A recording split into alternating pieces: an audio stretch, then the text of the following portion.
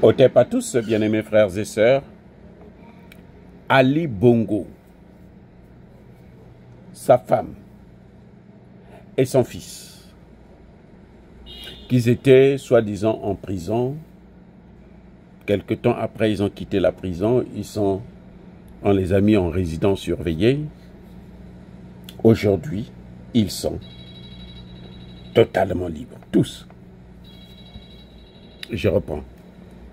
Ali Bongo, la femme de Ali Bongo, le fils de Ali Bongo, qui avait été accusé par Oligui Nguema de détournement, ou son gouvernement de détournement de fonds, et la femme même carrément de falsification de documents, parce que c'est elle qui signait à la place d'Ali Bongo, c'est elle qui a sacrifié le Gabon à la place d'Ali Bongo. Ils sont libres, sans jugement. Il n'y a pas un juge qui a dit il faut les libérer. Non, sans jugement, on ne les juge pas. Sous prétexte qu'ils étaient tous malades. Tous malades. Nous, on savait que Ali Bongo, lui, il était un peu fatigué, malade. Mais la femme et l'enfant aussi, soi-disant qu'ils sont malades, on les a libérés. Ils sont où? Ils sont en Angola. Ali Bongo a même déclaré qu'il n'est plus gabonais, il est maintenant angolais. Son nom c'est Alios ou quoi, Bongos, Alios dos Bongos, quelque chose de ce genre. Son nouveau nom. Mais ce que je voulais dire c'est quoi? Déjà, quand ils avaient été emprisonnés, après on les a sortis de la prison pour les mettre en résidence surveillée. La résidence surveillée là, c'est pas la prison. Vous êtes chez vous. Nicolas Sarkozy est en résidence surveillée, il est chez lui. C'est-à-dire tu manges bien, tu dors bien, tu as une garde, c'est-à-dire que tout ce que tu veux, on te donne.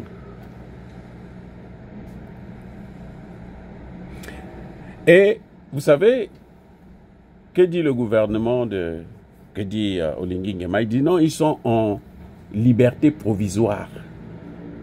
C'est-à-dire qu'on va les rappeler pour les juger, quoi. Ça dit qu'ils se moquent de nous.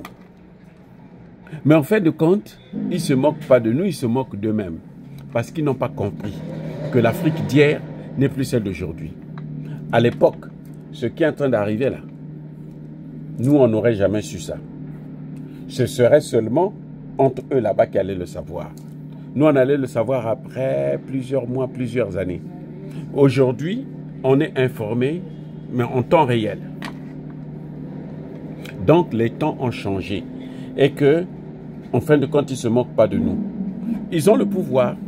Donc, ce qui s'est passé au Gabon, c'est un véritable coup d'État. Ce n'est pas une révolution. Oui, on peut dire une révolution de palais. Ou, bon,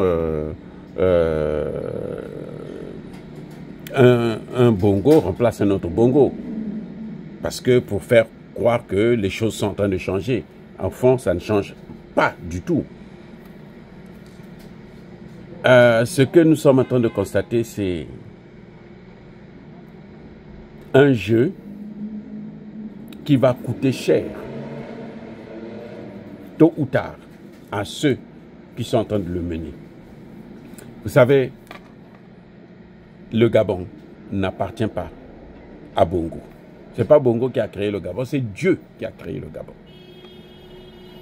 Oligui Nguema a joué avec tout le monde, avec les Gabonais, avec la jeunesse gabonaise, mais qu'il sache que cette jeunesse-là n'est plus celle d'hier, qui tolérait n'importe quoi.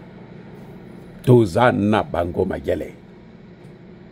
Les jeunes là d'aujourd'hui là, qui ont tous les moyens, qui ont toutes les informations, ils sont en train de le calculer. Ça, c'est ce que lui ne sait pas. Ali Bongo et l'impunité qu'il reçoit, c'est juste parce que c'est une affaire de famille. C'est la famille Bongo qui continue de régner sur le Gabon. C'est la famille de Bongo qui continue de détruire le Gabon. C'est la famille Bongo qui continue de vendre et de sacrifier le Gabon et les biens du Gabon. C'est ça qu'il faut constater, malheureusement. Et c'est dommage que l'Afrique puisse continuer à se trouver dans des situations toujours rocambolesques. Soyez bénis.